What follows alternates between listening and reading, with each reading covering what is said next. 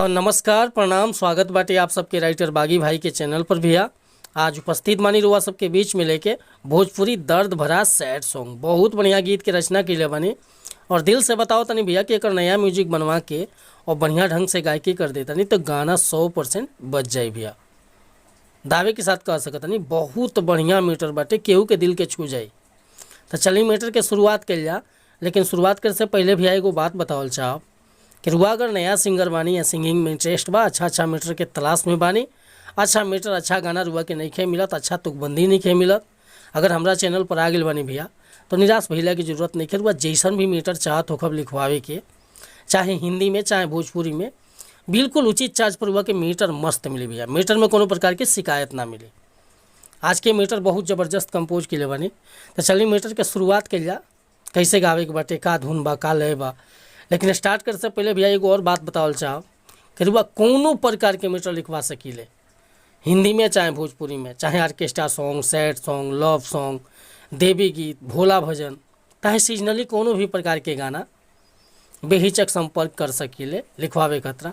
आज चैनल पर नया होगी तो चैनल के सब्सक्राइब कर ली, बेल आइकन प्रेस कर ली, ताकि हर रोज़ हुआ के नया नया अपडेट मिलत रहे। आज के गाना बाटे भैया एगो हिंदी पिक्चर के गाना रहे कि दीवानी में दीवानी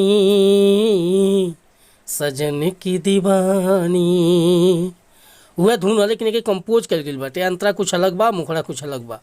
देखिए कैसे गावे के बा कि जदी छोड़ी जैबू ससुरवा ये सोना, दूसर हाथे मंगिया सजा के, जदी छोड़ी जैबू ससुरवा ये सोना, दूसर हाथे मंगिया सजा के, मुँह अब हम जाके ट्रेन से कटा के, मुँह अब हम जाके ट्रेन से कटा के, जदी छोड़ी जैबू ससुरवा ये सोना, दूसर हाथे मंगिया सजा के, मुँह अब हम जाके ट्रेन से कटा के, तू देख ली हया के अपन पगला के, मुँह अब हम जाके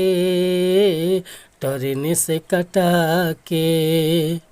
तो उम्मीद करता नहीं भैया ये मुखड़ा रुआ से बन के अच्छा लागल होई। अगर मुखड़ा पसंद बा, फुल गीत लिखवावे के चाहता नहीं तो बिल्कुल उचित चार्ज पर गाना रुआ के व्हाट्सअप के जरिए मिल जाए भैया।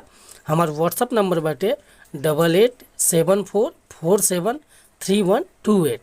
तो बेहिचक रुआ संपर्क कर सकीले, कोनो भी प्रकार के मीटर लिखवावे खतरा। और इसी डिस्क्रिप्शन में भी नंबर हमारे बाटे, रुआ व्हाट्सअप कर सकीले चाहे कॉल कर सकीले। वीडियो पसंद आए हुई तो एगो लाइक एगो कमेंट करब। मिलत नहीं अगला वीडियो में, तब तक के लिए नमस्कार प्रणाम धन्यवाद भैया।